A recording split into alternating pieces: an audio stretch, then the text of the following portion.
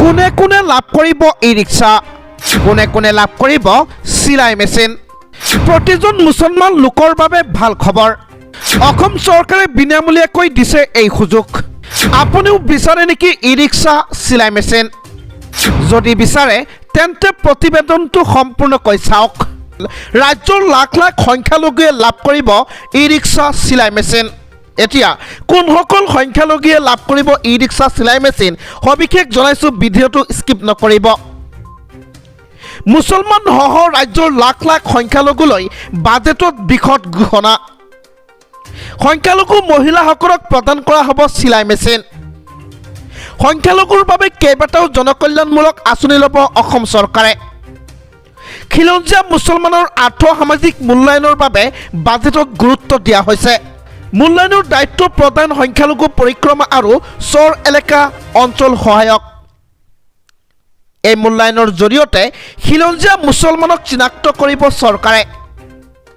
মুছলমান সহ ৰাজ্যৰ লাখ লাখ সংখ্যালঘুলৈ বাজেটত এই বৃহৎ ঘোষণা কৰিছে। আজি বিত্তীয় মন্ত্ৰী অজন্তা নেওগে বাজেটত দাখিল কৰি এইকেইটা কথা উল্লেখ কৰে। ৰাজ্যৰ লাখ লাখ সংখ্যালঘুক চৰকাৰে ই ৰিক্সা প্ৰদান কৰা হ'ব। সংখ্যালঘু মহিলাসকলকো প্ৰদান কৰা হ'ব চিলাই মেচিন।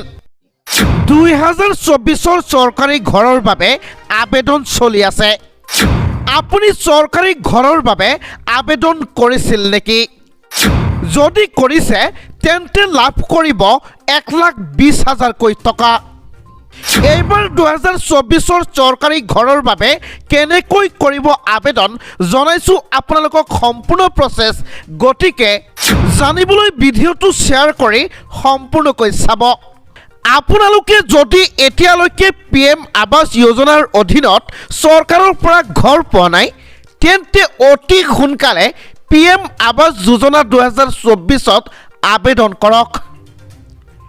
আপোনালোকে ক'ত কেনেকৈ কৰিব আৰু কি কি প্ৰমাণ পত্ৰ আপোনাৰ প্ৰয়োজন হ'ব সকলো তথ্য আমাৰ এই তলত প্ৰবন্ধটোত উল্লেখ কৰা হৈছে। জানিবলৈ ভিডিঅ'টি শেষলৈকে চাওক। PM আৱাস যোজনা 2016 চনত আৰম্ভ হৈছিল। এই আঁচনিৰ লক্ষ্য হৈছে সকলো দৰিদ্ৰ পৰিয়ালক এটা এটাকৈ পকী ঘৰ নিৰ্মাণ কৰি দিয়া। ঘৰসমূহৰ নিম্নতম আকাৰ 25 বৰ্গমিটাৰ আৰু য'ত পৰিষ্কাৰ পৰিচ্ছন্নতাৰে ৰন্ধা বঢ়াৰ বাবে নিশ্চিত ঠাই এটা থাকিব লাগিব। এই আঁচনিৰ অধীনত 2022 চনলৈকে 200 কোটি ঘৰ নিৰ্মাণ কৰা হৈছে।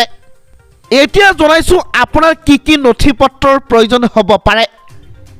PM আৱাস যোজনা 2024 আঁচনিৰ অধীনত হিতাধিকাৰীয়ে আধাৰ কাৰ্ড সংযোগ থকা বেংক একাউণ্টত পোনপটীয়াকৈ ধন লাভ কৰিব। লাভ কৰিবলগীয়া ৰাজসাহাৰ্য ধনৰ পৰিমাণ হৈছে 1,20,000কৈ টকা। এতিয়া আপোনাৰ প্ৰশ্ন হৈছে PM আৱাস যোজনাৰ ঘৰ আপুনি 2024 ঘৰ আপুনি কেনেকৈ লাভ কৰিব, কি কি নথি পত্ৰৰ প্ৰয়োজন হ'ব সবিশেষ জনাইছোঁ, কেনেকৈ আপুনি কৰিব আবেদন। আবেদনকাৰীৰ পকী ঘৰ থাকিব নালাগিব। এতিয়া প্ৰশ্ন হৈছে কোনসকল 2024 ঘৰ লাভ কৰিব, কোনসকল ব্যক্তিয়ে এই ঘৰ লাভ নকৰে। আবেদনকাৰীৰ পকী ঘৰ ঘৰত থাকিব নালাগিব। আপোনাৰ ঘৰত পকী ঘৰ থাকিলে আপুনি PM আৱাস যোজনাৰ 2024 ঘৰ আপুনি লাভ নকৰিব।